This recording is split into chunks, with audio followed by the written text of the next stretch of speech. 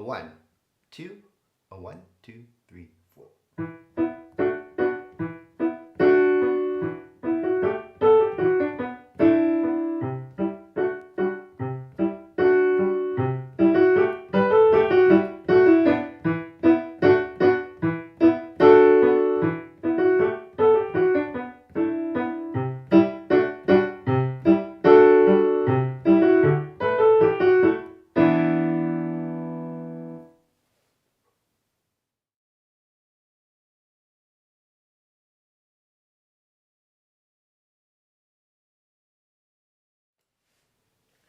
Okay guys, let's have a look at this piece called Shush by Agnieszka Bialek. Sorry for the pronunciation if I got that wrong. Now, the tempo marking on this piece is a little bit vague. It says with haste. So if you think I played it too fast in the demonstration video, feel free to slow it down via the settings tab in your YouTube app, okay? So let's look first at the right hand. Okay, now in this piece there is one sharp, okay? It's in the key of E minor, which has only one sharp. Okay, but in your right hand you're really only playing in two positions. You're playing in the position D with that F sharp in the middle, right? And you're going to play a little bit later in bar 7 and in bar 15 in the E minor position. Okay, so let's play it really quickly together. So try and stay in these two positions. Try not to deviate with your fingerings, all right? It's pretty clear. They're pretty clear with the fingering markings when to move around, all right? So here we go. At the beginning, a 1, 2, 3, 4, rest. An accent. Accent. Now piano. Move to E minor,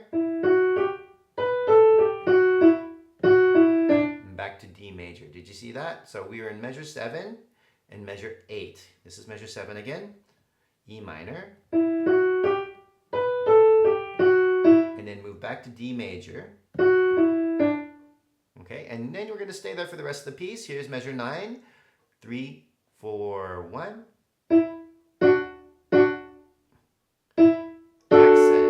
That's mezzo forte. And here's piano. And mezzo forte again. And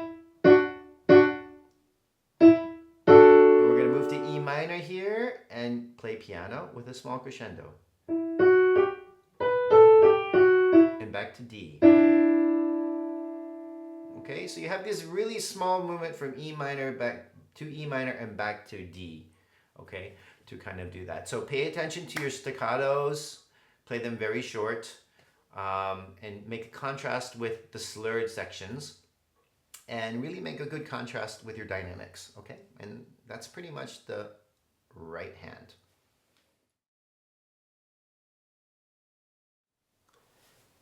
Okay, so now we're coming to the left hand, and this is really where the difficulty of this piece lies, because the left hand is changing a bit more than the right hand, so you have to pay attention to the left hand. The left hand is doing this kind of pattern, a short kind of alternating pattern like that.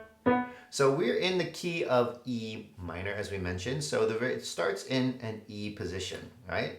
So we're just going E, B, A, B, like at the beginning. So just try that a few times.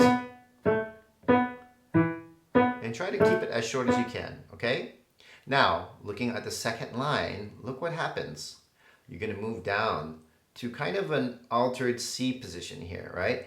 Because we have, between the first two notes in bar 5, a C, followed by a G. But the G is played with our second finger, all right? So your hand position should span a sixth here. So that for 2 measures, you're going...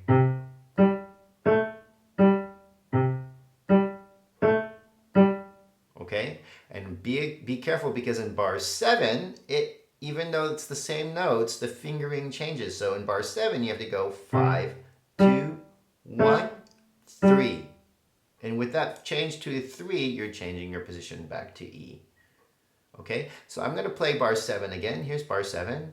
3, 4, 5, 2, 1, 3, back to E. Right? And with that change, you can keep going. So here's the third line. It's exactly like the first line, but pay attention to your dynamics. Here's piano.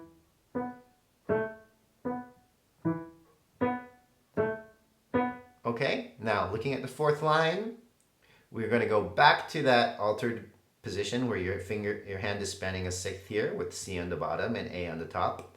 Okay, and you're going to play 2 measures that way at mezzo forte,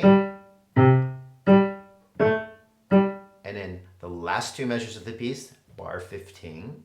Okay, look what happens. The first 2 notes are in our old position where we play 5, 2, and then you're going to have to move your pinky up 1 note and get in position D, just for 2 notes. And then you have to move your pinky up again and get yourself back in position E.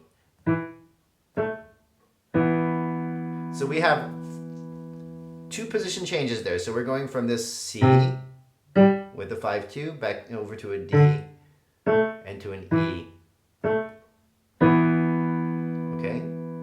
Noticing that the last note in bar 15 is the same as the second note in bar 16, but with a different finger because we're in a different position. We're going, here's the last 2 notes in bar 15. So there's an A there. And then we're going to go over to E position, right? So you're going to move up just 1, but with your second finger play the exact same note. Okay? It's going to be tempting to go, but that's not correct, okay? It's a 5th here, a 5th here, and then a 4th. And the 5th is on the last note, okay?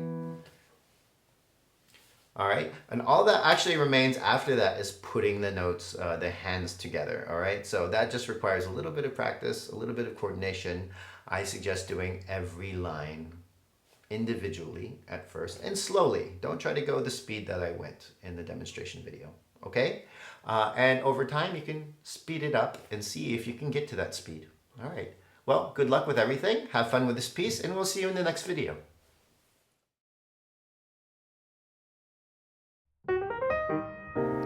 That's it for this video.